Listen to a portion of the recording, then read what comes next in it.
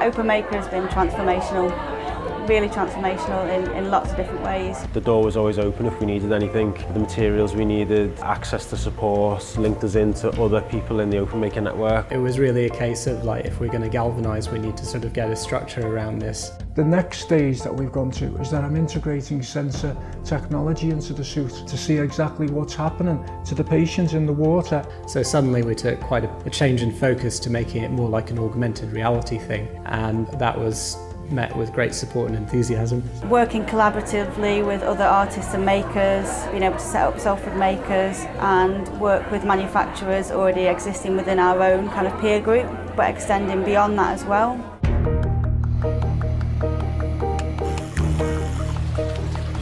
We applied for the Open Maker, it must be 9 months ago now, and that was really with the view to take a fledgling digital version of our education content and turn it into something that we could scale. Previously, we were limited to us in a classroom teaching kids about urban farming and aquaponics. So we thought we'll take that content, turn it into an online platform, link in a physical aquaponic system with that students could build and hopefully create quite a powerful sort of STEM learning platform. So the fish get clean water and the plants get these great organic fertilisers. This is the bodysuit that I developed. It's got 19 flotation pads in it, rather than just the one pad that goes around your waist. This is the one that the US military expressed an interest in. But then we've also got like the children with cerebral palsy and brain paralysis in Spain use this suit. And the children can move with confidence. They're not going to go under the water, and it just gives the children a feeling of confidence and security. So what we're hoping is with our tech, they can actually put an object on this scanner and then beam it to another one in another place and be able to discuss as if they're looking at it in real time and be able to interact with it in real time. So this is what we see as being quite radical in completing the story of Liverpool to make it the Fab City. It's just kind of meant that we can be more dynamic, I guess, with our approach, and that's just really exciting for us. It's something we've wanted to do for such a long time, and it's kind of given us that platform. Now we've set up also our public programme of workshops as well, so we're connecting with the local communities. We've got that ready, we've got this space ready, and now it's the social enterprise, which is the next step, which is a really also exciting bit as well. From delivering the programme into the schools in the UK, we've had 2 teachers move, one to Abu Dhabi and one to Dubai, and they both now want to deliver the programme in their schools. So now that we've got the digital platform, there's nothing stopping us doing that. Everyone in every country in the world has the same challenges, whether it's disability, whether it's fighting obesity, whether it's recovering from surgery or trying to combat depression, if you like. The suit can help with that, and that's the wider market, and that's where Open Maker stepped in. What we're most proud of is we've got a form factor that resembles a 3D printer in an integrated unit that looks like it's been manufactured, not put together out of wood, which was our first one. So we're really happy and proud with what we've achieved. My name's Rob Black. I'm an academic turned inventor. My name's Paul Myers. I'm one of the co-founders of Farm Urban and also the managing director. My name's Sally Guilford. I'm an artist, a maker, educator and creative producer. I'm Terry Nelson. I'm the Managing Director of Aqua Running International. I'm the developer of the Aqua Running Hydro Buoyancy suit. Thank you. Welcome. Hello. I guess maybe we start off with the same question I asked Jack Clay. Could you just tell us a little bit about kind of where were you when you began, when you sort of entered your Open Maker journey, and kind of where are you now, and maybe a little bit about sort of where you're going? So I was in a fab lab in Liverpool, and a few of us always had this idea about making our own 3D scanner, and we talked about it, and then Open Maker came along, and it was like, oh wow, we can actually do this. And so we just decided that this was the moment, and we wanted to build this thing. But not only make a 3D scanner, but try and make something a bit different and a bit unique, because it's not the only 3D scanner in the world, but currently it's the only 3D scanner that looks like that. So it's So what is unique about it? So what's unique about it is that we are keen on giving a real-time digital counterpart to the physical object. So a lot of times 3D scanners you've got your physical object there, but it kind of goes away into the matrix somewhere, only to re-emerge with a skilled operator with lots of different software. So we wanted to cut through all that and have something there in real time. So there's a one-to-one correspondence with your hand on the physical object and hand on the digital object. And when you can do that, then it doesn't have to be in the same place. And I think that's where our breakthrough came, where we can have these machines in multiple cities all over the world and actually encourage people to collaborate and share objects, interact with them in real time. Yeah. Amazing. I mean, you spoke about how useful it is for the maker community, but have you thought about, it sounds like there's loads of other sort of opportunities to use this technology. Have you thought about where else it could be used? Yeah, I think our top two are probably, one, if you have a large manufacturer with many retailers.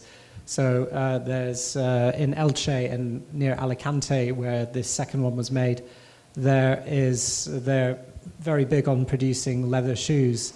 And they have an enormous factory with hundreds of thousands of examples. And it would be rather inefficient to send every one of those shoes to every one of the retailers they want to use. Whereas if the retailer had a mechanism where they could request the factory share a particular shoe when a customer asks for it, then instead of the customer just seeing a 2D impression on the screen, they can see and explore a 3D impression of the shoe. So instead of sending the physical one, we can send a virtual one very quickly. And the second application, we think, is for museums to be able to share and collaborate their collections. We've all heard about horror stories like in Brazil, where the entire National Museum's collection was almost completely destroyed by fire. So if we were able to, A, digitize, but also B, on demand, be able to take an object out of the archives and share it with multiple locations across the world on a device where a child could be able to actually control that process and maybe take something away which they could then modify or play with or 3D print or look at in virtual or augmented reality, then we think that's an exciting proposition. Yeah, definitely. My understanding is your project with OpenMaker was very much focused on sort of figuring out ways you could collaborate with other makers. So I mean, I'd love to hear about sort of how OpenMaker helped you sort of collaborate and find these makers to work with.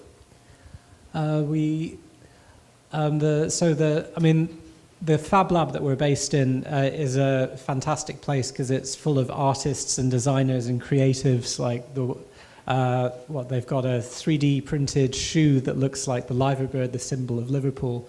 And they've got a coffin which is biodegradable, which you can paint and augment with stuff like that. So it was just a great platform to have to be able to collaborate, and also when we were reaching out to other partners, it gave some legitimacy. And like, for example, the partners in Spain and in Alicante, they're trying to connect into the OpenMaker program as well. So yeah. Amazing. Yeah.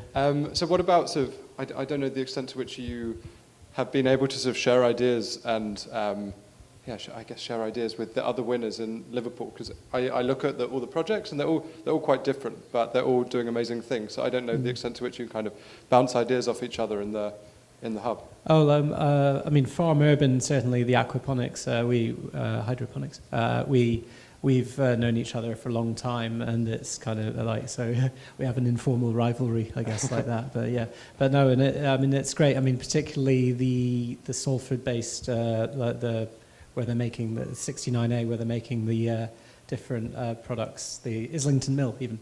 That's where we're really seeing, like, we can actually take some of their products and start scanning and sharing them. So they're like a dream test bed because it's a eclectic mix of hundreds of artists and makers. And so there's like a limitless supply of weird and wonderful things we can scan and share. And where are we going to see you next? What happens next? What's your plan? I know there's 48 galleries, and we want to be in all of them, and then So I think, but seriously, any cross-country collaboration, where we can actually have these in a solid network of places, which is quite high profile, to show everyone what the potential is. And then obviously we're only just getting started with the prototype, but we're looking forward to the next version. Awesome. Yeah. I think we probably have 1 more minute, so we've got some questions. I don't know if you like the look of either of them. How big or how small can you send a 3D image? The 3D on the small size, I mean, it's basically a case of the focal length of the lens on the camera. So Liverpool World Museum has a collection of 2 million insects. And when I tried to take one out of the archives, one of the wings fell off, which was really embarrassing. So I'm very keen on being able to digitize things at that scale. At the other scale, obviously, I mean, it's a case of just changing the ergonomics of that device would be quite drastic. But I mean, certainly we could just, if you take the principle of 4 camera sources, cars, planes, it's all possible, although that's a couple of steps down the line.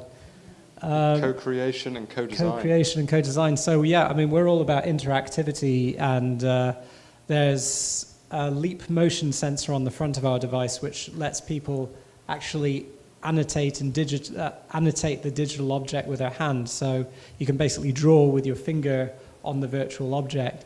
And this is quite fun on small objects, but where it's especially fun is if you have a life-size person and you could draw clothing onto them from multiple locations, and without any of all the virtual and augmented reality, but you could just have a bunch of people standing in the room using their hands and bringing their ideas to life, and we think that's magical. So, yeah.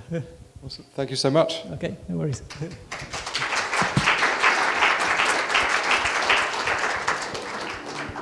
OpenMaker ha messo in connessione piccole e medie imprese del territorio con maker e comunità di maker, e lo ha fatto prima mappandole, poi riuscendo a metterli in contatto e poi lanciando una call for ideas, quindi un bando che ha permesso di raccogliere le migliori idee. Abbiamo ricevuto da tutta Europa 140 proposte, ne sono state finanziate 21 con 20.000 euro ciascuna. OpenMaker nasce grazie a un finanziamento della Commissione europea sul programma Horizon 2020. Molto spesso succede che le imprese tradizionali manifatturiere non hanno occasioni di incontro degli innovatori, dei makers, quindi attraverso il progetto abbiamo creato questo ponte. Il maker ci può aiutare e ci ha aiutato a delineare un futuro fatto di tecnologia messa a servizio della manualità, perché se qualcuno vuole riprodurre una immagine in modo un pochino più dettagliato non è che si può improvvisare o farla a mano. Grazie al progetto OpenMaker la nostra azienda adesso potrà sperimentare nuovi prodotti in un segmento di mercato in cui siamo assenti. Il progetto della cristalleria Nuova CEV nasce con un incontro fatto all'interno dell'azienda.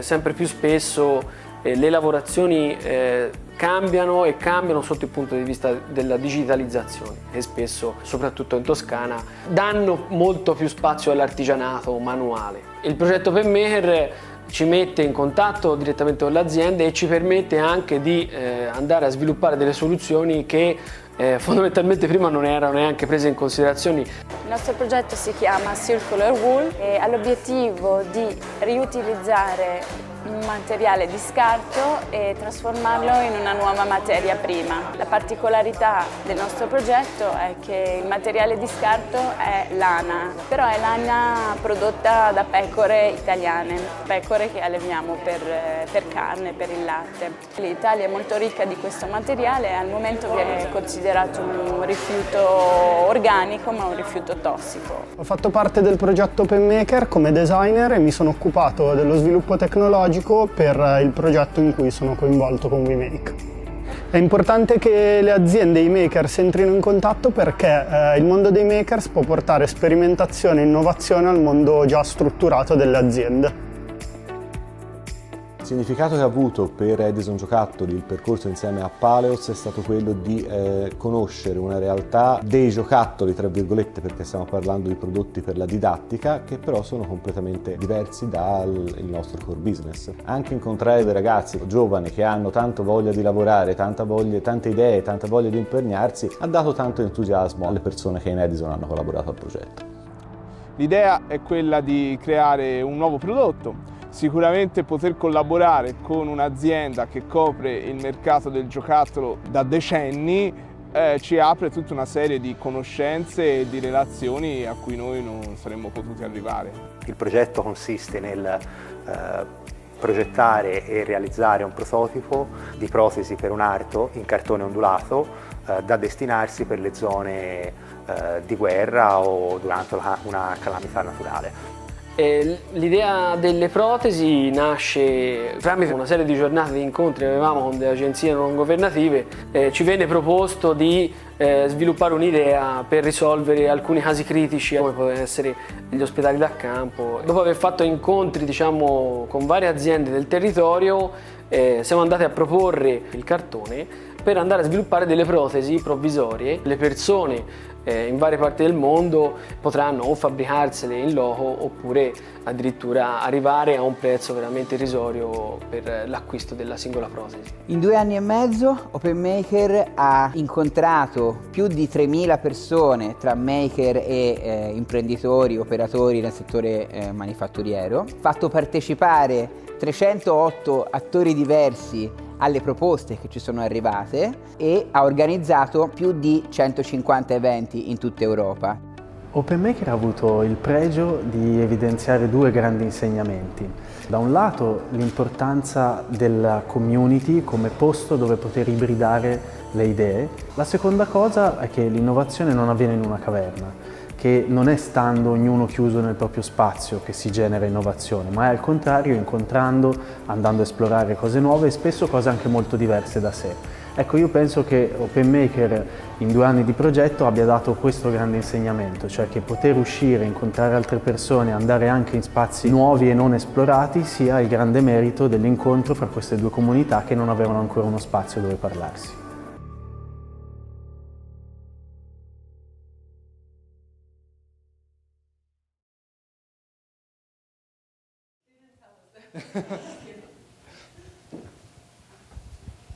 So I guess maybe we've got to take turns. I guess same question that I've asked everybody else. It'd be really great to hear from you guys, sort of where you were at the beginning of your OpenMaker journey, kind of where have you got to now, and how OpenMaker has helped you get there, I guess.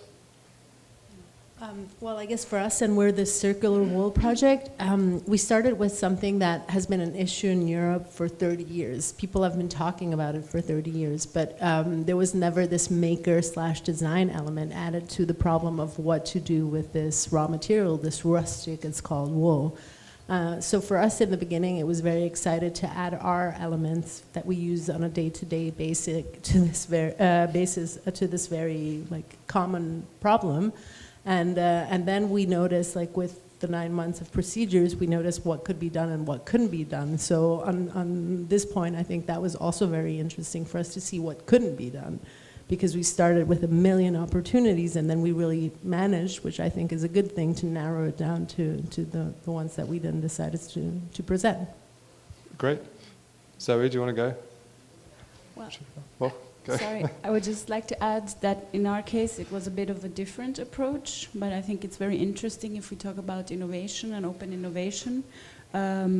We have a research center and a company, a technician, shared his research with us openly, spontaneously. He approached us, and then we were able to see something in his project, and as makers, basically, bring it onto a next step. But this was a really, it was about sharing information, and that was actually how the whole process started. Great, thank you. So we started a couple of years ago to play with robots, because we could have them in the lab. Some companies were borrowing us the robot, and we started drawing with the robot, 3D printing with the robot, then printing also clay, but Then when OpenMaker came out, and we also met Atom Lab, the company that was partnering with us, and they are specialized in leather cutting, and so it came to my mind that no one had started weaving leather, and so we said this could be the chance to start something new, and so we really liked the approach of the OpenMaker project, because it was not actually focused on having a startup or having a product, but to say, do you have an idea that could try to find a proof of concept, or try to experiment in something, and the support that the project gave us, it was to, we could dedicate time to this experimentation. We didn't know how would have, what could happen, and also Atom Lab was curious to see in which way we could collaborate. He gave us the robot, and he supported us with cutting the leather in different ways for us, and he was interested in understanding in which way robots could, collaborative robots could be applied to in their field. So, yes. Because I've got sort of both of you guys here, I thought perhaps it'd be good to talk about how the maker community has supported you. So how have you been able to work with sort of other makers, maybe other winners, or maybe just other makers in the community, and how that sort of that broader community has helped you achieve kind of what you have so far? Well, in our case, we have a very interesting community because it's very mixed. We have a lot of manufacturers, we have a lot of companies, but we also have a lot of students and freelance designers and artists. So it was very interesting to confront all of these figures with the material that we're working with, and we saw a lot of feedback and a lot of interest. And each and every one of them is taking the material and making something own out of it. So we actually ignited many different smaller processes which went beyond what we had imagined in the first place. So yes, this was very, very useful, and it's an ongoing experience. And how sort of open have the sort of producers of the world been to your ideas and working with you and sort of your imagination of where they can go? Yeah. Yeah, please. So, since this is a huge problem all over Europe, if there was a real economic incentive to do what we're doing, somebody would have done it already. So, I mean, of course, the openness is not 100% open, but if somebody really wants to do it, they can figure out exactly how we manage to create the samples that we have here and we show here. The problem, our problem also, is to find people that are like-minded so that they want to use a material that otherwise gets thrown away, gets disposed of as toxic waste at a high cost to breeders of and farmers of sheep farms. So in our case, I would say the main thing is not so much the openness, because while we have disclosed basically almost everything, the machinery, they had obviously some things that they wouldn't want to share, not even with us. But it's more of a problem of creating a product that people would be interested in copying as well, which, I mean, we're open for. Because I think that, well, what we've found out through the OpenMaker project is that we don't want to sell a final product, an end product, but we want to sell services, which can be design services, which can be development services of new uses for this material, and we're fine by that. We just have to find enough people interested in using it. Cool, maybe some people in this room. Yeah. So regarding first question, how to involve in the community, you were saying. So sometimes there is this kind of romantic view of the community, but actually it really varies on the project. For example, it's not a matter of, we didn't go to our group of people that we know and say, oh, we are working on this, who wants to participate? But it's more like, as we had limited resources and limited time to work on it, so we were really focusing on finding the person or the designer that could be effective on that.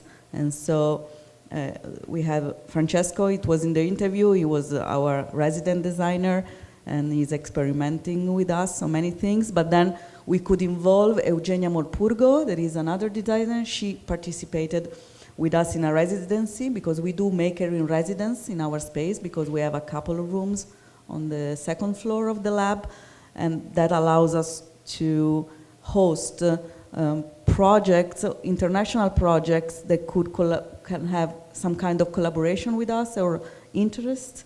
And usually Milan is very expensive to stay in hotels, so it's nice to have a room where you can host people for a couple of weeks, and so there is an exchange.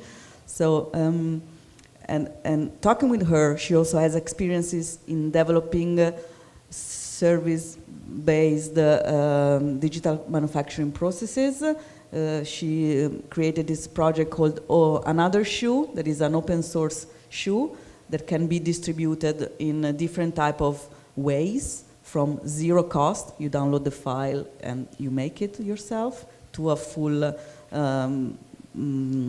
off-the-shelf product. So we used this time also to reflect in which way we could develop a service out of it and which degree of openness we could have. Also these makers are not really, I mean, there are different shades of openness. We need to find the balance between the innovation and what is the sustainability model for that. And of course, when you're developing, like they said, a service is something that, a service that you sell to other companies that want to like buy innovation from you, and that has to be protected because you don't want another company that maybe has more resources to work on with innovation based on what you've been doing for the last couple of years. So it's also a process of innovation regarding the level of openness that we have to figure out together. So your project specifically,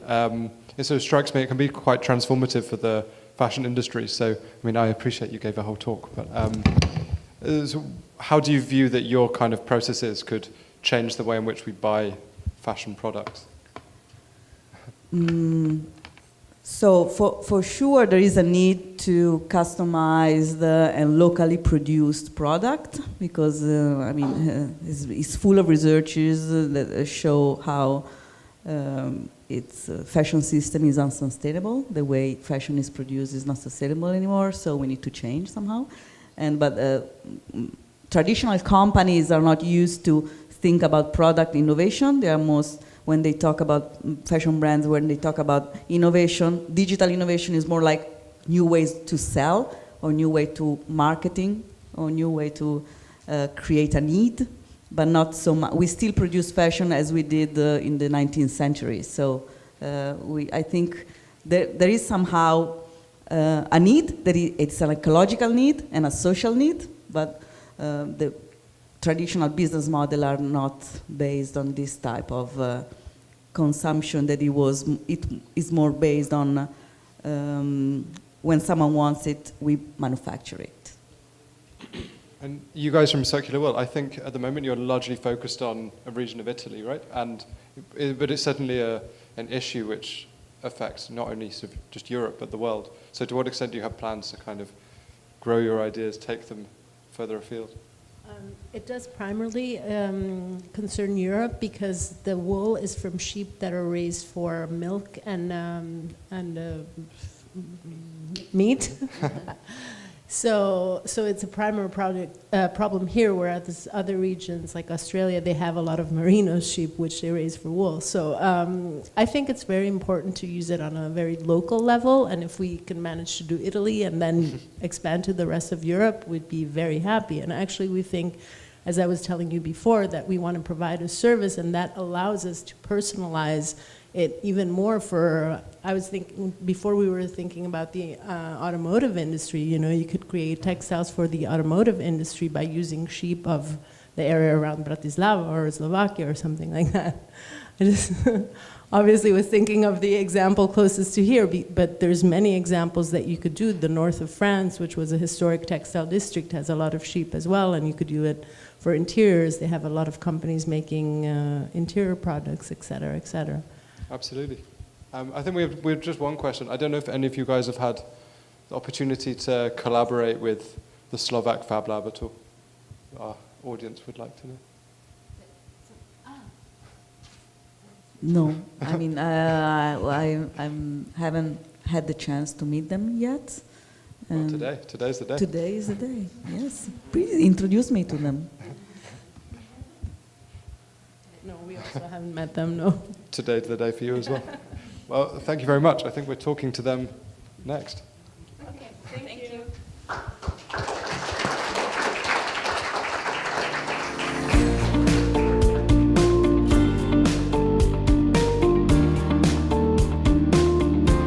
Cieľom nášho projektu bolo vyvinúť riešenie pre pestovanie rastlín a plodín v mestách, na balkónoch a strechách. Vyvinuli sme systém pestovania s pôdou, ktorý kombinuje kompost a samozavlažovanie. Najväčším prínosom je sprístupnenie pestovania kvalitných plodín aj pre ľudí, ktorí nemajú svoju vlastnú pôdu alebo záhradku.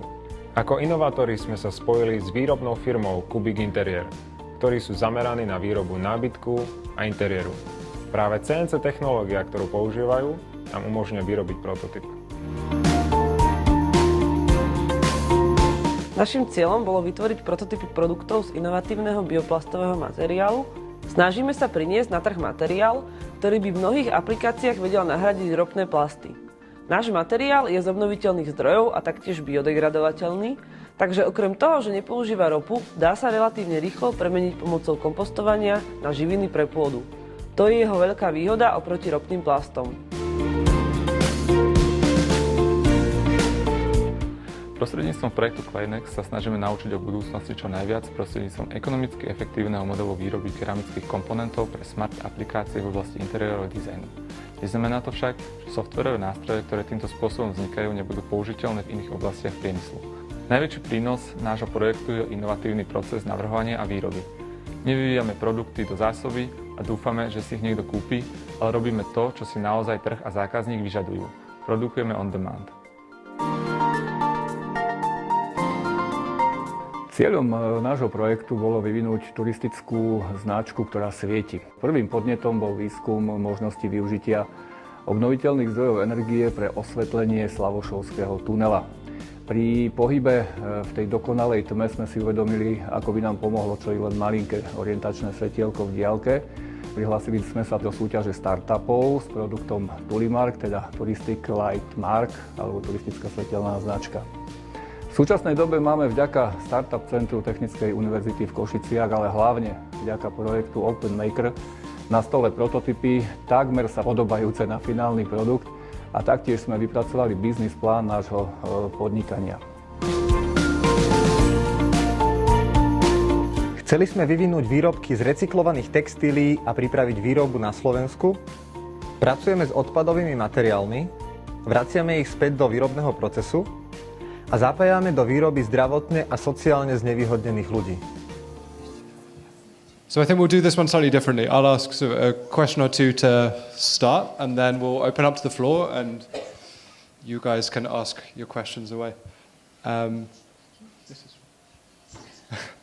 So perhaps the same question I've given everybody. So perhaps we could just each outline very quickly, just sort of where you were when you started the project, and sort of where you're going, and how OpenMaker has helped you get there, I guess.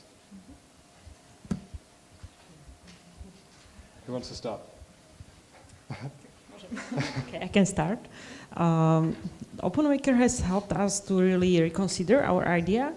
We came up with something that we have realized is not really feasible, so we had the chance to pivot what we intentionally wanted first. So I think that's great, and it's I as well really like the talk of Zoe, how she emphasized that there is it's very important to have these alternatives to business models that are not only focused on rapid scaling.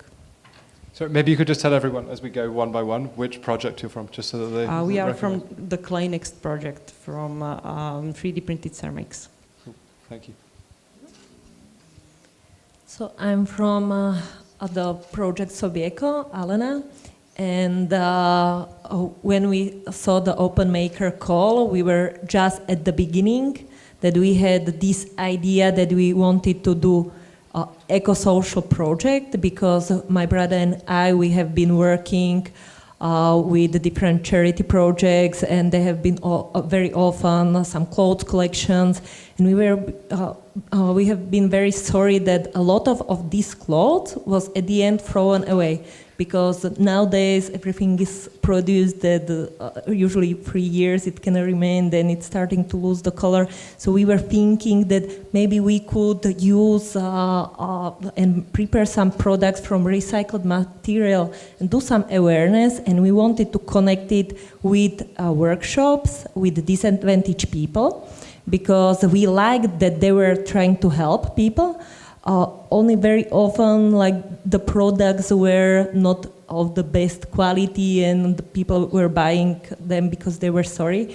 And when that's the reason why we started also the collaboration with the fashion designer Mame, she's also here, who is considered as a pioneer in eco fashion in Slovakia, to prepare really products from recycled materials, which are useful for people, and produced by these workshops with disabled people. And Open Maker was really great help, because it helped us to turn the idea into reality. That it was a really very complex approach, and that they have organized the workshop for us, focused on preparing business plan, financial analysis, market research, how to measure social impact. They were providing us also individual consultations. It was great for networking through these events, and also through another partners that we have started to discuss with more of them, the possible future collaboration. And it helped us also to arrange the equipment, to test the products, arrange equipment for the workshops. So we are very happy of this program, and it really helped us a lot. Well, you guys are my favorite, because you gave me one of your products and a bottle of wine earlier. So thank you very much. You're welcome. Well, I guess I am next. I am František. I am from project Biocultivator, which is the urban greenhouse. And before Open Maker, we participate on the Biomimicry Global Design Challenge, and we were awarded for best design. It was in San Francisco, and that gave us this kind of kickstart, and gave us energy to continue, that we have a great idea. So we were trying to find new ways how to continue, how to build our MVP, minimal viable product. And Open Maker gave us this opportunity, so we took it. And now we are in the stage of completing this minimal viable product, and we are ready to testing. And our goal is, our vision is like in 3 layers. Like, first one is to bring more health, but also physical and mental health from the food. The second one is bring people closer to the nature by providing them possibility to grow their own plants. And then third one is more scalable, and then bring the nature to the cities or to the environments where it is needed, where it can't grow any food or plants because of the conditions. So we are mixing these 3 visions to bring product or a tool for people to do this. I live in a small flat, and I would be your first customer. Yeah, thank you. I will give you a call. This one, hello. Yes, so I'm Maria, and I was a part of a project Biome. The project Biome was a part of already ongoing collaboration between us, a crafting plastic studio, designer studio focused on sustainable innovative design, and Panara, which is a company that is focused on research and development and production of sustainable biopolymeric material. And our idea for the biome project was that we are at the stage where the material is still in a laboratory, but we are trying to bring it to the real applications.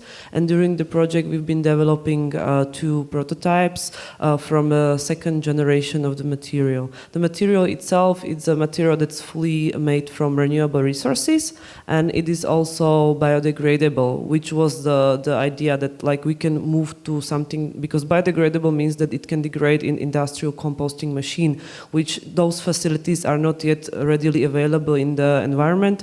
So we decided that we need to develop the material even further to make it degradable in a home compost environment. So at the end of this project, we actually like made it for all the, we made quite a lot of goals. So it was kind of funny because then we realized we could make it much more easier for us if we just had one goal. But we did a prototype of a cup, which will be then now placed as a part of a different project to a school, and there will be like a pilot product of the cups being used by kids. And then if the cup is destroyed, it can be, you know, composted in a composting machine, you know. So that was one project. Then we tried to make eyewear, like a prototype out of the material also. That didn't really work out so well, because then we found that it's like we really need to try maybe different technology. And the third part was the material identity itself. We decided to like move on with our collaboration a little bit further, and we have founded a joint venture, a company, and also a brand for the material applications that we are developing together, which is called Nuatan. So it kind of like, for us, the Beyond project was part of like strengthening our collaborations, and with the money we purchased machines. So yeah. So once I have one of the urban farms, I can compost some of your cups in it. Yes, maybe.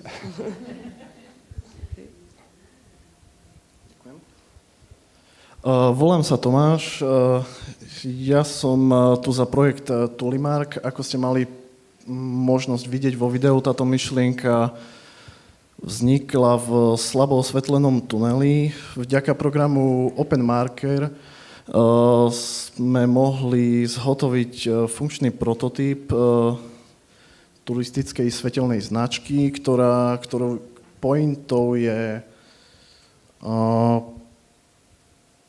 zviditeľniť alebo pomôcť turistom, ktorí sa stratia v lese alebo zastihne ich tma, a na základe toho ich priviesť na správnu cestu. Pointou toho bolo aj spolupráca so záchrannými zložkami,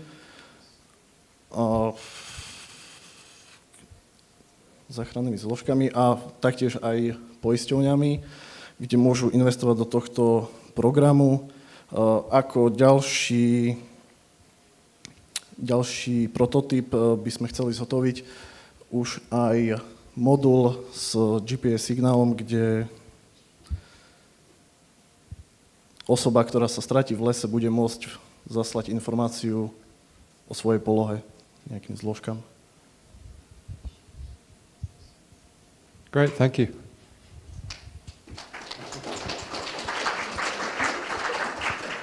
I don't know if we have any questions for any of our makers from you guys.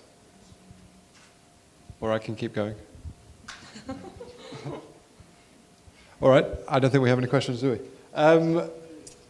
Perhaps, given that I have all of you here, you could tell me a little bit about sort of how you've been able to work together at Sentai, how you've been able to sort of collaborate, bounce ideas off each other. I don't know if anyone would like to tell me about that a little bit.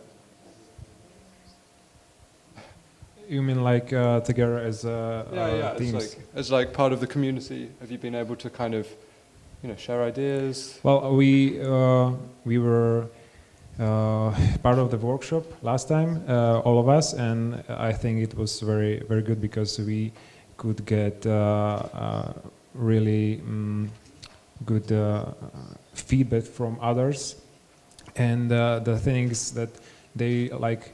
It's new for them. They are not they are not professionals as we are, but the value of their feedback was very good because it's like fresh eyes. So I think that all of us are struggling with almost the same problems, and see this in the feedback from other companies or other participants was very good for us, because it was feedback that we maybe didn't want to hear, but it was needed.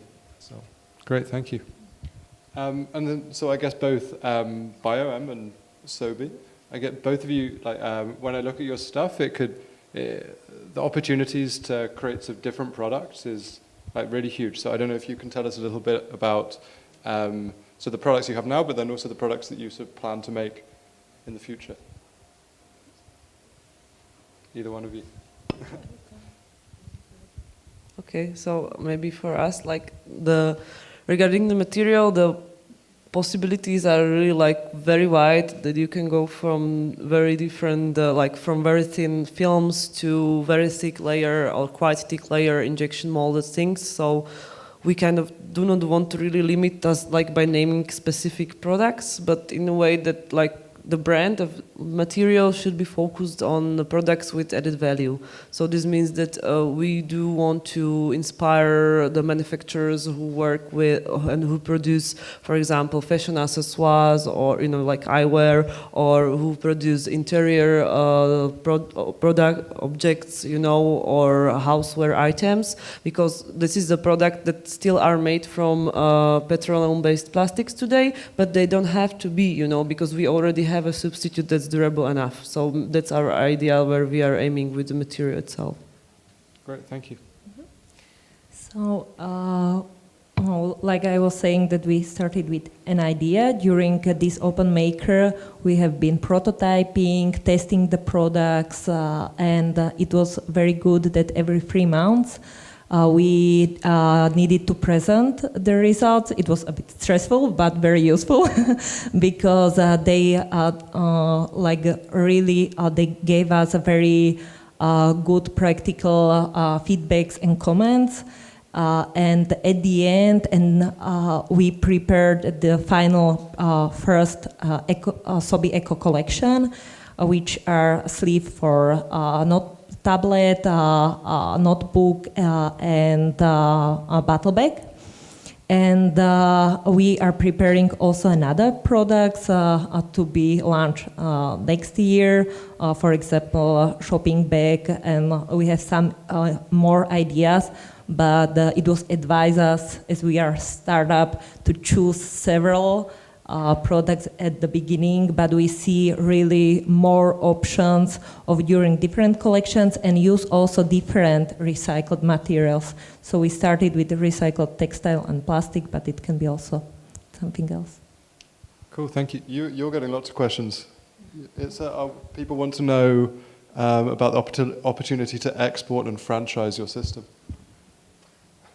Right now, the final step from Open Maker was launch of the product, this product. So we started the first our campaign.